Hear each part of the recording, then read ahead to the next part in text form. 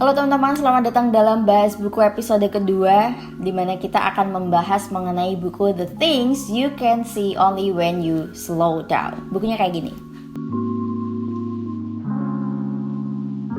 Sekilas mengenai penulis, buku ini ditulis oleh Hae-min Sunim. Beliau ini adalah seorang biksu dari Korea Selatan dan disebut-sebut sebagai salah satu biksu paling berpengaruh di dunia. Nah, karena beliau ini juga kerap membagikan nasihat bijaknya melalui Twitter, beliau juga dapat julukan sebagai biksu Twitter. Aku sendiri membaca buku ini dari versi digitalnya di salah satu aplikasi namanya Bookmate. Untuk aplikasinya itu sendiri insya Allah akan aku bahas di video yang lain. Kalau teman-teman berminat untuk membeli, kemarin aku udah cari informasi untuk yang buku versi fisik dalam bahasa Inggris itu dijual dengan harga sekitar 180 ribuan.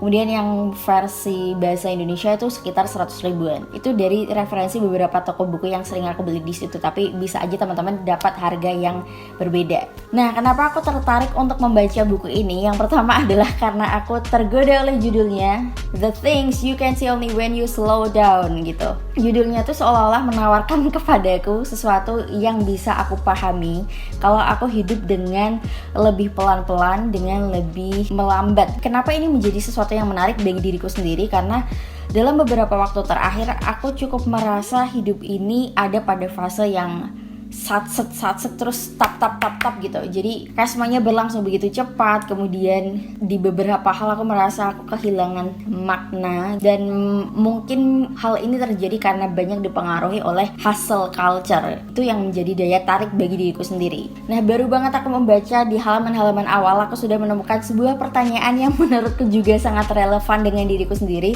Pertanyaannya berbunyi begini: Is it the world that's busy? Or is it my mind? Itu juga jadi salah satu kalimat pembuka di buku ini yang sangat relevan dengan diriku. Sangat relevan dengan keresahanku yang, ini emang dunia yang jadi sesibuk ini atau aku aja sih sebenarnya yang sok-sokan sibuk. Dalam buku ini penulis berargumen bahwa dunia yang biasa kita lihat itu bukan sepenuhnya dunia, tapi cuma terbatas pada apa yang otak kita pedulikan.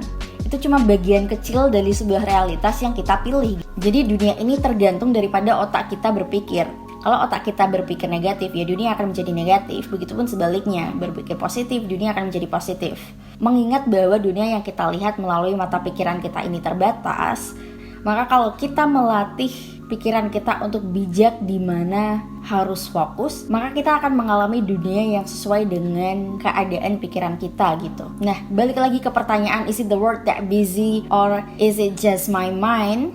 Penulis mempertanyakan kepada dirinya kenapa menjalani sebuah kehidupan yang begitu sibuk, dan melalui refleksinya ke diri sendiri, beliau menemukan jawaban bahwa sampai dengan batas tertentu, ia benar-benar menikmati kesibukan itu. Di balik kehidupan yang penuh dengan kesibukan, kemudian sesekali hidup menunjukkan sebuah kekecewaan, nggak apa-apa kalau kita beristirahat sejenak. Mengutip dari Hae-min Sunim itu kayak gini: Stroke your heart once in a while and tell yourself, I love you. Buang jauh-jauh kekhawatiran soal kehidupan di masa depan. Ya, meskipun kita juga sadar bahwa masa depan yang kita dapatkan adalah tergantung daripada kita menjalani kehidupan di masa sekarang. Tapi bukan berarti hidup hanya untuk masa depan. Pun saat ini kita juga perlu untuk menikmati hidup gitu. Bawa pikiran kita ke masa kini, maka pikiran kita akan beristirahat. Kesadaran kita itu mungkin menginginkan kekuasaan, uang, kebanggaan, tapi alam bawah sadar kita itu menginginkan kedamaian, harmoni, cinta, penerimaan, dan lain-lain. Satu hal yang juga penting untuk diingat adalah hidup yang seperti teater ini seringkali menempatkan kita pada peran-peran yang sebenarnya kita juga nggak pengen gitu, kita nggak mau. Kalau kita nggak suka dengan peran itu, perlu disadari bahwa kita punya kesempatan untuk membuat ulang peran atau tokoh apa yang kita mau.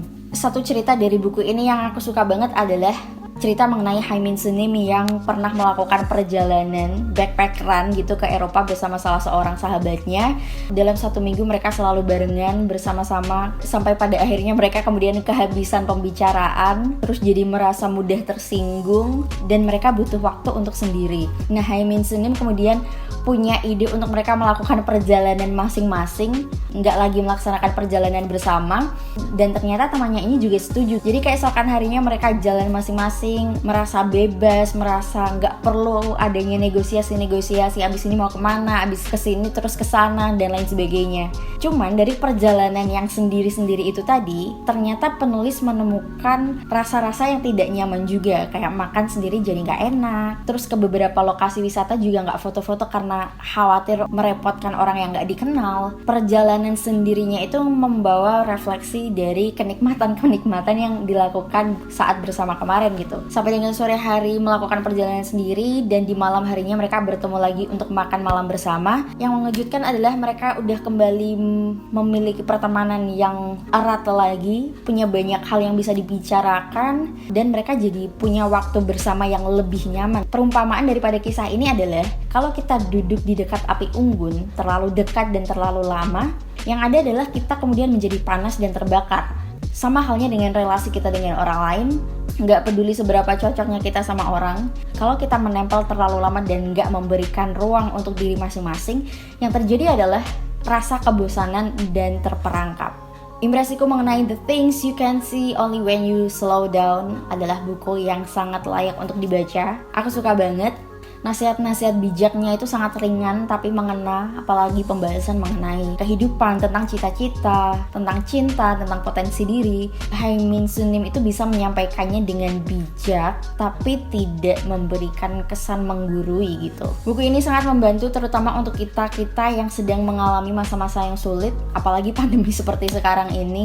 Buat aku sendiri sangat sesuai dengan momen yang sedang aku hadapi. Buku yang cocok untuk teman-teman yang sering overthinking. Buku yang akan aku baca ulang ketika aku merasa butuh setruman energi. Dan menurutku buku ini juga bisa dibaca oleh siapa saja. Nilai-nilai kebijaksanaan yang ada di dalam buku ini meskipun dipengaruhi oleh ajaran agama Buddha, tapi menurutku tetap relevan untuk dibaca oleh penganut agama apapun. Saran dari beberapa orang yang sudah membaca buku ini adalah silakan membaca buku ini secara perlahan, pelan-pelan sambil dihayati. Aku mungkin kemarin baca kurang lebih 3 mingguan, dan atau mungkin dibaca seperlunya aja. Jadi kalau udah merasa dapat energinya, letakkan kembali. Lain waktu kayaknya butuh setruman energi lagi, baca lagi. Untuk pemahaman yang lebih komprehensif, aku menyarankan teman-teman untuk membacanya secara mandiri, menyerap ilmunya dari bukunya langsung. Menjadi kebebasan seutuhnya bagi teman-teman menekan tombol suka, tombol tidak suka, berlangganan maupun tidak berlangganan. Namun bagi teman-teman yang sudah menyukai video ini dan membagikannya kepada yang lain, serta sudah berlangganan juga di kanal YouTube ini, sentuhan kecil kalian sangat berarti.